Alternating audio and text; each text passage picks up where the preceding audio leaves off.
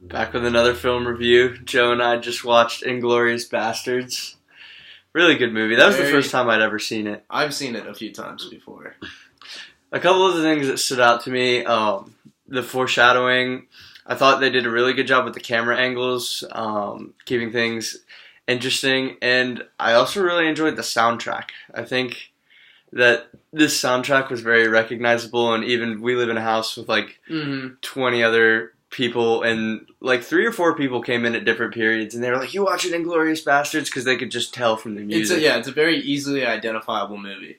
You can just kind of tell, like, it's very well known. It's very like well shot, I think, too, as well. Like, a lot of the scenes are there's a lot of iconic things like in popular culture that comes from this movie. Like, that's true. The opening scene is fantastic, with like the standoff between the Frenchman and the Jew hunter. Oh yeah, because you just know, like you know for so long that something's gonna happen, but you're not positive if he's gonna find him or not, and they build it up until the exact right moment before they reveal everything. Yeah, it's very good at building suspense, I think. Yeah, and he.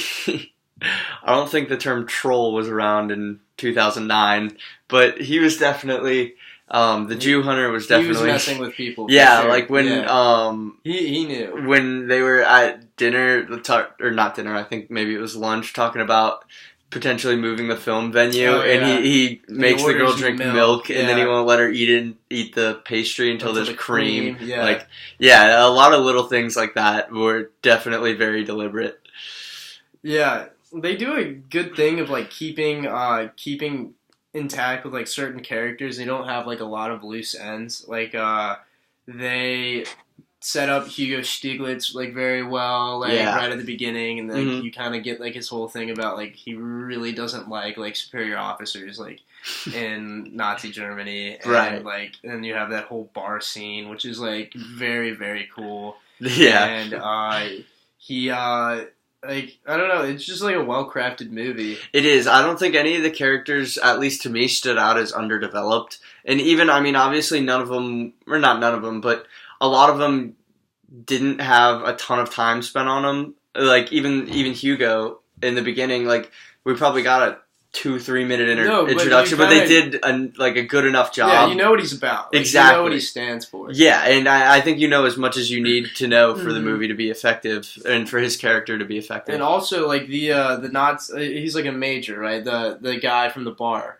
Yeah. So he actually is in the movie earlier. You see him earlier when he picks up Susanna from the movie theater and sends her to lunch when she meets Goebbels and that's right. Frederick Zoller. Yeah. Zoller.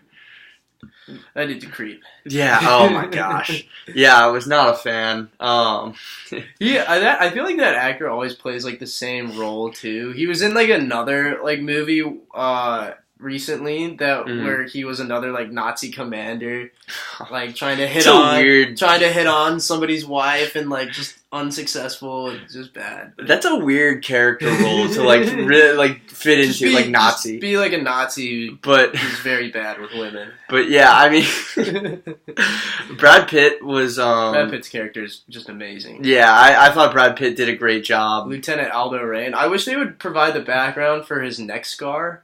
Yeah, because Joe's seen the movie before, and immediately when we were watching it, I was like, did somebody try to hang him? Like, I was sure that I caught something that was going to come around eventually, and it was like, no, not really. Not explained, no. But yeah, that was interesting. I think it was more just for like the look. Like, he was just like just to give him the rugged look, like a badass. It's like, just like essentially that's who he's supposed to be. It's just a badass. Definitely, and I mean, I think they did a great job with his appearance. They also, I thought, did a great job with the sets. Like even building up to the Nazi, I guess, movie premiere. Like everything was red for like 5-10 minutes when they were getting like everything everywhere was red.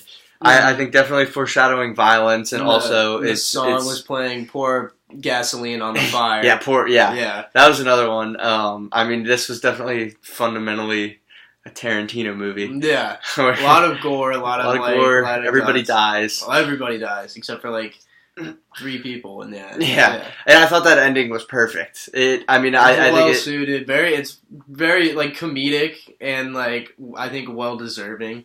Right. Yeah. Absolutely. And I thought it left just the right amount of stuff open to interpretation, while still like resolving the plot. Yeah, it concludes in a very good way. Definitely.